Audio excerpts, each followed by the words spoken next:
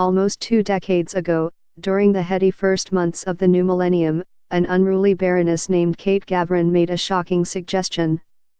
Prince Charles, she said, should have married someone black.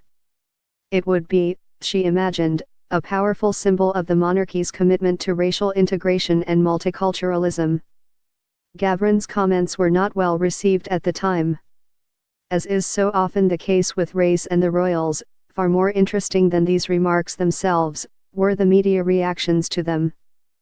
Some suspected this was merely a clandestine attempt at getting rid of the monarchy, erasing their heritage through interracial marriages.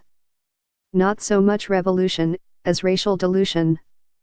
Others assumed that for the Prince of Wales to marry a black girl, as the hypothetical person was described, would be to return to the loveless, strategic marriages the royals were once so famous for.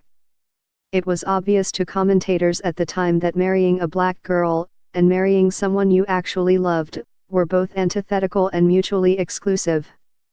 After all, you couldn't expect an heir to the throne to actually be attracted to such a person. In this context, Prince Harry and Meghan Markle's engagement represents something genuinely different from everything that has gone before.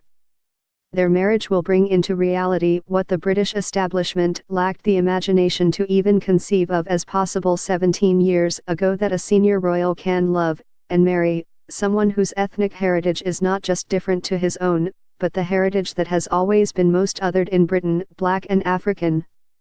The royal family plays a largely symbolic role in our society, so it's the symbolism of this engagement that interests me.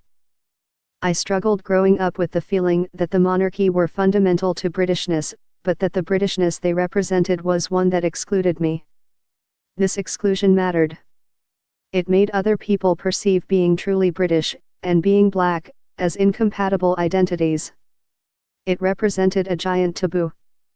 Every government that I can remember made some attempt, rhetorical at least, to acknowledge and protect racial diversity. The family at the apex of our society was doing anything but. That's hardly surprising, given that the very concept of the royal family is the very antithesis of diversity. But now the hypocrisy that flourished for so long in the dark is emblazoned by the light of social media. Minutes after the royal engagement was announced, the Daily Mail, in a tone of reassurance, instantly reminded the nation that Markle will not join the line of succession. "Marrying into royalty does not earn you a right to the throne," tweeted the newspaper. Thank God for that, the Spectator saw fit to point out. Obviously, 70 years ago, Meghan Markle would have been the kind of woman the prince would have had for a mistress, not a wife. What kind of woman is that? It's not just that she's divorced. Markle's race has been the subject of such frequent and cryptic references that when I first read about her, having never seen her before, I had genuinely no idea what the commentators were on about. Not in the society blonde style of Harry's relationships past, we were told, and straight outta Compton.